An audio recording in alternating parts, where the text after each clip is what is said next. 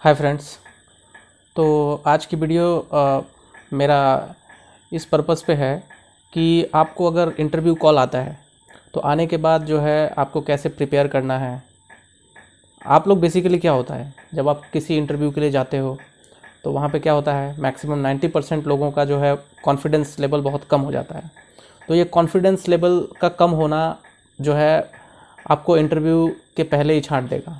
आपको पता है, आप किसी भी इंटरव्यू के लिए जब जाते हैं तो जाने से पहले ही आपका जो कॉन्फिडेंस होता है, कॉन्फिडेंस ही आपको 90% जो है वो सिलेक्ट करवाता है। अगर आपने पहले ही जो है पॉजिटिव थिंकिंग लेकर अगर आप जा रहे हो वहाँ पे, तो आपका सिलेक्शन जो है 100% होना ही है। तो कभी भी जो है कॉन्फिडेंस रखो अपने आप पे। और कॉन्फिडेंस कब आता है, जब हमको उस सब्जेक्ट में नॉलेज रहता है। तो कभी भी आप किसी भी इंटरव्यू के लिए जाओ तो पर्टिकुलर एक प्रिपरेशन करके जाओ। प्रिपरेशन कैसे करना है आपको, सबसे पहले आपने जो अपना बायोडाटा आपने जो अपना सीवी बनाया है, सीवी को अच्छे तरीके से आप रिहर्सल करो। रिहर्सल क्या करना है, सीवी में वही चीज़ों को लिखो जो आपने काम किया है। इंटरव्यू में आपको इंटरव्यूअर के हर क्वेश्चंस का आंसर देना ही जो है वो कॉन्फिडेंस नहीं है। आंसर नहीं देना भी जो है वो एक कॉन्फिडेंस है। अब आप कहेंगे आंसर नहीं देना भी, क्योंकि आपके पास देखिए क्या होता है, इंटरव्यूअर को आपने बहुत सारे क्वेश्चंस के आंसर दिए, उसने जो कुछ भी आपसे पूछा तो उसमें क्या है, आपका बड़प्पन हो रहा है, अच्छी बात है। लेकिन कुछ चीज़ें क्या होता है, बहुत स्मार्टनेस लोग दिखाते हैं कि जिसके बारे में पता भी नहीं रहता है वो इस चीज़ के बारे में भी वो लोग कुछ ना कुछ बोलते हैं। तो अगर आप झूठ बोल रहे हो तो कहीं ना कहीं आप पकड़े जाओगे। क्योंकि सपोज दैट अगर मुझसे कोई पूछे कि भाई आईआईटी कैसे क्रैक करना है, तो मैं उनको कैसे बता पाऊंगा कि आपको जो है आईआईटी जो है कैसे क्रैक करना है। अगर बेहतर तो यही होगा ना, मुझसे अगर कोई पूछे तो मैं क्या कहूँगा उन्हें, मैं यही कहूँगा कि भाई मेरे से आप क्यों पूछ रहे हो, आप उन्हीं से पूछो जिन्होंने आईआईटी क्रैक किया है, और वो आपको अच्छे जवाब दे पाएंगे। तो मैंने क्या किया, मैंने कॉन्फिडेंटली उनको बोल दिया भाई मुझे नहीं आता है इस चीज़ के बारे में, जिसे भी इस बारे में जानकारी है आप उनसे बात करो। तो ये एक बेटर तरीका है। तो आपको नहीं आता है, आपको सीधा बोलना है, sir I have no idea but I will come back to your point. ठीक है, I can come back to your point.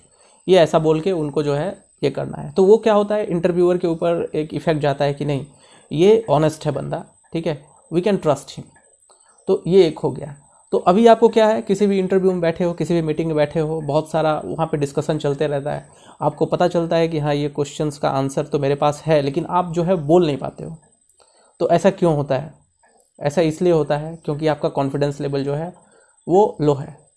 तो सबसे पहले क्या है ना, आपके अंदर जो एक फियर पड़ा हुआ है कि लोग क्या सोचेंगे, लोग क्या बोलेंगे, ये डर को अपने अंदर से निकालना है।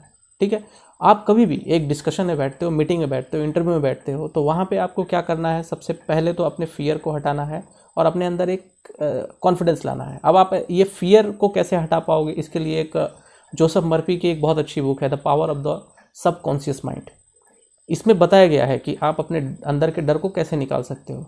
तो इसका एक बहुत ही आसान सा मैं एक एग्जाम्पल आपको दूंगा। जोसेफ मर्फी ने जो लिखा है वो ये लिखा है कि हमारे अंदर जो है वो दो टाइप के माइंड्स होते हैं, एक कॉन्शियस माइंड होता है और एक सबकॉन्शियस माइंड होता है। तो कॉन्शियस माइंड जो है वो एक जैसा सीप है, एक सीप है। मैं आपको एक एग्जांपल में समझा रहा हूँ। जैसा अगर एक सीप जो है वो एक समुद्र में जा रहा है, तो उसमें कुछ क्रू मेंबर रहते हैं और कुछ जो है कैप्टन, एक जो है कैप्टन रहता है। तो हमारा जो कॉन्शियस माइंड है वो कैप्टन का काम करता है और हमारा सब कॉन्शियस माइंड जो है वो जो है क्रू का काम करते हैं। ठीक है, तो इनका क्या है, कैप्टन का काम क्या है, ऑर्डर देना, और क्रू मेंबर का क्या काम है, ऑर्डर को लेना और उसके अकॉर्डिंग जो है काम करना है। तो हमारा जो कॉन्शियस माइंड है वो हमारे सब कॉन्शियस माइंड को ऑर्डर करता है कुछ भी। तो हमारे अंदर क्या है, हम सबसे पहले ही बोल देते हैं। जैसे बहुत लोगों को मैंने देखा है कि बहुत सारे निगेटिव थॉट्स अपने अंदर भर के रखे हैं, अरे मैं नहीं जा पाऊंगा, मैं नहीं कर पाऊंगा, ये थॉट्स उनके दिमाग में रहता है। तो ये अगर आप नहीं भी हो, जैसे बहुत लोग हैं सोचते हैं अरे जो है मेरे पास बहुत सारे प्रॉब्लम हैं, मेरे पास पैसे नहीं हैं। तो सब कुछ आपके पास ठीक है, लेकिन अगर आप ये जो है अपने सबकॉन्शियस माइंड को रोज़ बता रहे हो, तो सबकॉन्शियस माइंड भी जो है इस चीज़ को सही मान लेता है और उसके अकॉर्डिंग जो है अपने आपके अंदर काम करने लगता है। तो क्या है, सबसे पहला ज़रूरी है कि आप अपने अंदर जो है अच्छे थॉट्स को डालें। अच्छे थॉट्स को डालेंगे तो उससे क्या है, आपका जो है जो सबकॉन्शियस माइंड है आपको वैसा बना देगा। ठीक है। जोसेफ मर्फी के बुक में एक रिसर्च ऐसा भी है कि एक आदमी बहुत बीमार था और बीमार होने के बाद उसने क्या किया, अपने अंदर एक जो है एक मतलब क्या बोलते हैं उसे, एक फंडा यूज़ किया उसने। फंडा क्या यूज़ किया, वो रोज़ रात को सोने से पहले अपने आप रोज़ अपने माइंड से कहता था, मन में बोलता था कि मैं एकदम बिल्कुल अच्छा हूँ और मैं जितनी भी न्यूट्रिशन जो है, जितना भी खाना और फ्रूट्स ले रहा हूँ उससे मुझे प्रॉपर न्यूट्रिशन मिल रहा है, मेरा बॉडी बहुत अच्छा है और वेल तरीके से काम कर रहा है। तो आपको पता है उनके लंग्स में जो है बहुत डिफेक्ट आ गया था, जो डिफेक्ट बिल्कुल सही हो गया। तो जोसेफ मर्फी ने उनके ऊपर भी रिसर्च किया था और उनसे पूछा कि आपने ये जो है वो कैसे किया। तो उन्होंने बताया, मैंने ऑटो एक्सेप्टिंग का फॉर्मूला एक अपनाया, जिससे मुझे पता चला कि मैं रोज़ अपने माइंड को जो है एक पॉजिटिव थॉट देता था, क्योंकि हमारा माइंड जो है वो रात में भी जगता है और काम करते रहता है, वो ऑर्डर्स देता है। तो मैंने बोला, मैं रोज़ यही बोलता था कि मैं बिल्कुल सही हूँ और मैं जितने भी फ्रूट्स और जितना भी जो है वो मील ले रहा हूँ उससे मुझे प्रॉपर न्यूट्रिशन मिल रहा है और मेरी बॉडी जो है बहुत अच्छे तरीके से काम कर रही है।